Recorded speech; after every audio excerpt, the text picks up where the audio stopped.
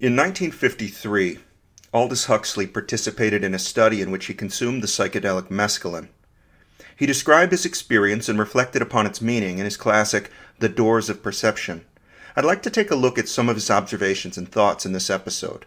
What can we learn about the nature of consciousness from altering brain function with these drugs? How should we interpret psychedelic experience?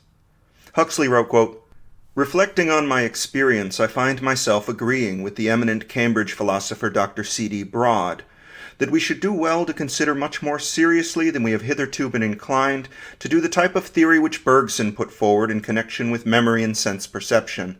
The suggestion is that the function of the brain and nervous system and sense organs is in the main eliminative and not productive. Each person is at each moment capable of remembering all that has ever happened to him and of perceiving everything that is happening everywhere in the universe. The function of the brain and nervous system is to protect us from being overwhelmed and confused by this mass of largely useless and irrelevant knowledge, by shutting out most of what we should otherwise perceive or remember at any moment, and leaving only that very small and special selection which is likely to be practically useful. According to such a theory, each one of us potentially is mind at large, but insofar as we are animals, our business is at all costs to survive. To make biological survival possible, mind at large has to be funneled through the reducing valve of the brain and nervous system. What comes out at the other end is a measly trickle of the kind of consciousness which will help us stay alive on the surface of this particular planet. To formulate and express the contents of this reduced awareness, man has invented and endlessly elaborated those symbol systems and implicit philosophies which we call languages. Every individual is at once the beneficiary and the victim of the linguistic tradition into which he has been born. The beneficiary, insomuch as language gives access to the accumulated records of other people's experience. The victim, insofar as it confirms him in the belief that reduced awareness is the only awareness, and as it bedevils his sense of reality so that he is all too apt to take his concepts for data, his words for actual things. That which, in the language of religion, is called this world, is the universe of reduced awareness, expressed and, as it were, petrified by language. The various other worlds with which human beings erratically make contact are so many elements in the totality of the awareness belonging to mind at large. Most people, most of the time, know only what comes through the reducing valve, and is consecrated as genuinely real by the local language. Certain persons, however, seem to be born with a kind of bypass that circumvents the reducing valve.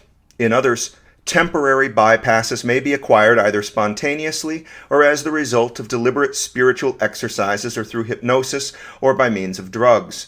Through these permanent or temporary bypasses there flows not indeed the perception of everything that is happening in the universe, for the bypass does not abolish the reducing valve, which still excludes the total content of mind at large, but something more than, and above all, something different from, the carefully selected utilitarian material which our narrowed individual minds regard as a complete or at least sufficient picture of reality." Unquote. This, I think, is a misunderstanding. It seems to Huxley, as it does to many practitioners of serious contemplative traditions and psychedelics, that the loss of the ego sense, the loss of identity with selfness, demonstrates the oneness with everything. This truly is what such an experience would be like. I'm not denying the experience. I'm not even denying the importance of the experience, its reality-shaking implications. The discovery that you are not what you think you are, that you are not the construct of self with which you have always assumed identity. This is a crucial step forward in understanding, a necessary step toward finding out what you are.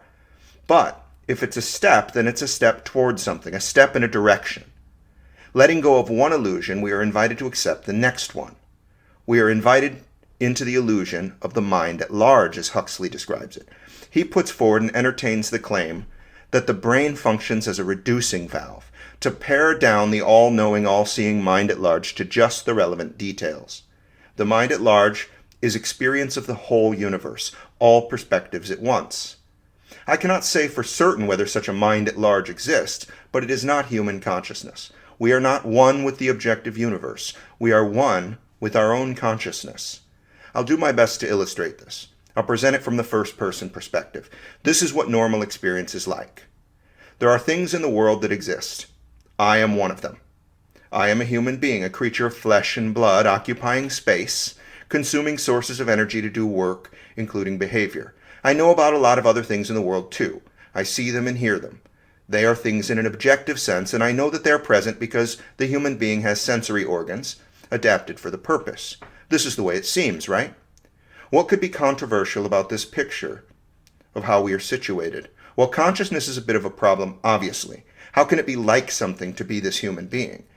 This human animal, no different ultimately from any other system of complex chemistry.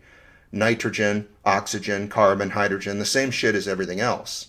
I am the all-singing, all-dancing crap of the earth. Okay. How else could our direct experience be characterized? As a neuroscientist and a creative thinker, I have spent a lot of time and effort on this question. Ultimately, neurons communicating with other neurons are the proximate substrate of consciousness as we know it. There is no question that if we stimulate neurons in the somatosensory cortex, we can elicit perfectly real sensations in the associated body parts. This is not brought about by a signal being sent to that part of the body. That part of the body, the hand, let's say, that appendage out there, removed by a couple of feet from the cortex, is not involved in the experience at all. The whole of the experience of the left hand is an activity of the right somatosensory cortex. I see my hand now, out here in front of my eyes. The hand that I see, out there as it were, is entirely an activity of my occipital cortex in the back of the brain. Furthermore, I can see my hand in my dreams where no signal is arriving from the retina to report upon the world out there.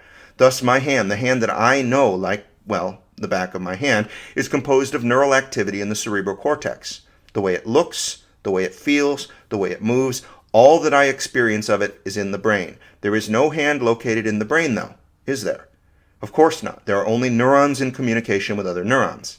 Evidently, neurons communicating with other neurons can produce the entire picture. The look of hands, the feel, the shape, the willful movement. The neural architecture of the functioning thalamocortex achieves all of it. Everything which is self-evident about my left hand is sufficiently accounted for by my thalamocortex. No left hand is necessary to produce everything I know intimately about my own left hand. Phantom limbs are thus not mysterious but to be expected. Are not all of my limbs phantoms when I dream? And which are the real phantoms, the hands I see and feel and manipulate every day, or the objective appendages to which those sensations purportedly refer? Objective hands? I'm not saying they don't exist, I'm just noticing that I have never seen or felt them before. Such things cannot be seen or felt. They can only be inferred. I mean all of this literally. Everything we know about hands is a matter of neuronal communication in the brain. So what happens when we take mescaline and tamper with the workings of the brain? As we alter the functional connectivity of thalamocortical networks in measurable ways, at least in principle, we can take these as neural correlates for new kinds of experience. To imagine this experience with a little more clarity, let's look at how Huxley described it. Aldous Huxley experimented with mescaline as a means to explore the nature of the mind. His account of the experience is a classic one, perhaps because of the rarity of such a tale being recorded and shared widely, or perhaps because his thinking and writing were so captivating and ingenious. Nevertheless, it seems to me that what he describes is relatable to other accounts, such as those of Michael Pollan, with drugs like psilocybin and LSD. Conveniently, Huxley presented a list of the key features of the experience he had. He wrote, quote, "What happens to the majority of the few who have taken mescaline under supervision can be summarized as follows. 1. The ability to remember and to think straight is little if at all reduced. Listening to the recordings of my conversation under the influence of the drug, I cannot discover that I was then any stupider than I am at ordinary times. 2. Visual impressions are greatly intensified and the eye recovers some of the perceptual innocence of childhood, when the sensum was not immediately and automatically subordinated to the concept. Interest in space is diminished, and interest in time falls almost to zero. 3. Though the intellect remains unimpaired, and though perception is enormously improved, the will suffers a profound change for the worse. The mescaline taker sees no reason for doing anything in particular, and finds most of the causes for which at ordinary times he was prepared to act and suffer profoundly uninteresting. He can't be bothered with them, for the good reason that he has better things to think about. 4. These better things may be experienced as I experience them out there, or in here, or in both worlds, the inner and the outer simultaneously or successively. That they are better seems to be self-evident to all mescaline takers who come to the drug with a sound liver and an untroubled mind." Unquote. In many places in Huxley's account, he refers to the NonSelf, the loss of identity with the ego. I'll share a nice example here. Quote, "It was odd, of course, that I was not the same as these arms and legs, out there, as this wholly objective trunk and neck and even head. It was odd, but soon one got used to it. And anyhow, the body seemed perfectly well able to look after itself. In reality, of course, it always does look after itself. All that the conscious ego can do is to formulate wishes, which are then carried out by forces which it controls very little and understands not at all. When it does anything more, when it tries too hard, for example, when it worries, when it becomes apprehensive about the future, it lowers the effectiveness of those forces and may even cause the devitalized body to fall ill. In my present state, awareness was not referred to as ego. It was, so to speak, on its own. This meant that the physiological intelligence controlling the body was also on its own. For the moment, that interfacing neurotic who in waking hours tries to run the show was blessedly out of the way." Unquote. I believe with that passage we have acquired a sufficient survey of Huxley's account, not to capture the majesty of his musings and the power of his writing, but at least to construct a simulacrum for our purposes of a state of profound psychedelia. Let's do so now. Imagine you have taken a strong dose of mescaline, and having waited a while for the effects to take hold, come to rest in a mind-altered state. You can think perfectly normally and clearly. There is nothing at all woozy or euphoric in the experience. On the contrary, objects around you are brighter and more vivid. The color palette seems to have broadened to include a greater variety. Textures are enhanced. Certain objects seem to vibrate or breathe with intensity. You are spellbound with the beauty of simple things. You can look at one thing admiringly for an indefinite period of time and be drawn continually into the depth of perceiving it. Your value system has been strongly adjusted, not in the intellectual sense of what is right and what is wrong, but rather in what compels you. You have no interest in doing anything. You are in a state of blissful perception of the world, totally untangled from egotistical concerns. You aren't interested in speaking or moving, eating or drinking, or smoking cigarettes. The thought of such trivialities is lost to you. It's as if the self, which you inhabit day to day, is no longer your problem. You are not a person anymore. You don't even know what it would be like to be a person, or why it should be like anything at all. You are just as much the object you are looking at now as you are a person. No more. You are the object of your perception, but not just that object. All objects, all things, the totality of the world you are experiencing, it is all you. You are identical to all of it in sum. You are one with the whole. Now let's sober up and think this through. There is no great mystery in the fact that people having returned from such an experience will regard it as powerful and meaningful. It could change your life. You've been through something which shows you directly that you are not what you thought you were. You are not your motivations and daily concerns. You are not your arms and legs or your face. You are not your personality or personal narrative.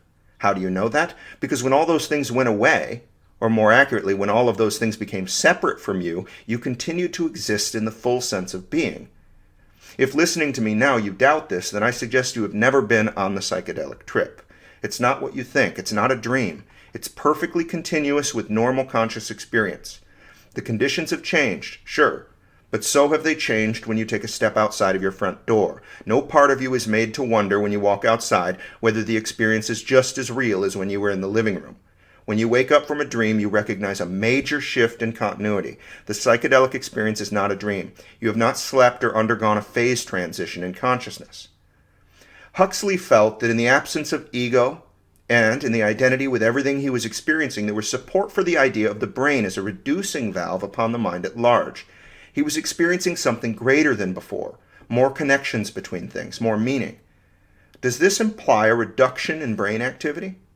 Well, evidence shows a reduction in the activity of the default mode network. This is thought to be responsible for the dissolution of the self-construct.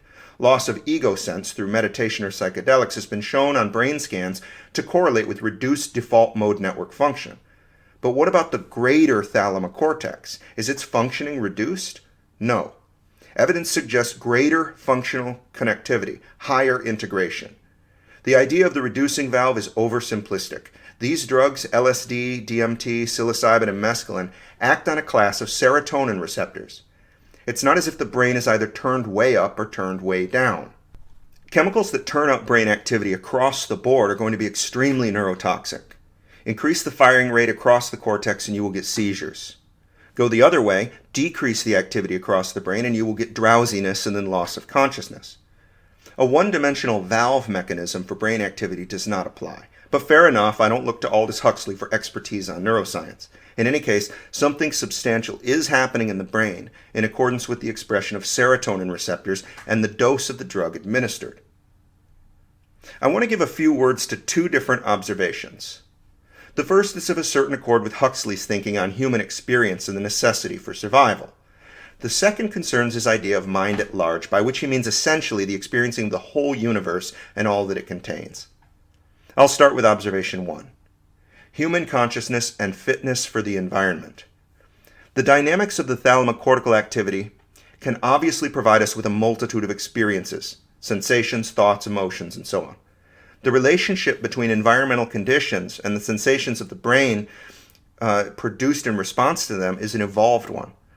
The feeling of boiling water poured over the back of the hand could be a tingling pleasantness. The smell of lilacs or whale sounds, the experience we actually have given such a stimulus, is one which has been favored by natural selection to produce appropriate behavior and learning, namely a searing hot pain. There is nothing about water at any temperature which objectively or physically entails this pain. Nor is it necessary that the pain should be felt on the hand which receives the stimulus. It could be felt in the back of the neck or the pit of the stomach or between the eyes. Natural selection has favored the referral of the pain to a spatial cortical map. Again, this is very handy. No pun intended. The psychedelic experience shows us a glimpse of a different state of experience, one which is not particularly fit for survival. Never mind procreation. Neural activity is somehow driving the experiences we have, that is certain. The drug has altered the pattern of activity, and the experience is thereby made unusual. The upshot for the drug taker is to see that the way things are on a normal basis is not necessarily a representation of the truth of things. That's an important tonic against taking too rigid a position on the relationship between mind and objective reality. I suggest that the mind is directly related to the objective reality of neural causality, but we do not know to what extent the neural causality is a fair arbiter of the environment. One more point worth raising. The psychedelic experience, like Huxley's, is not a complete reordering and reimagining of the mind. The body is still mapped, the retina still supplies data from which the visual field is rendered, one still hears the voices of nearby speakers, one still understands their words and responds sensibly. The brain is still ordered.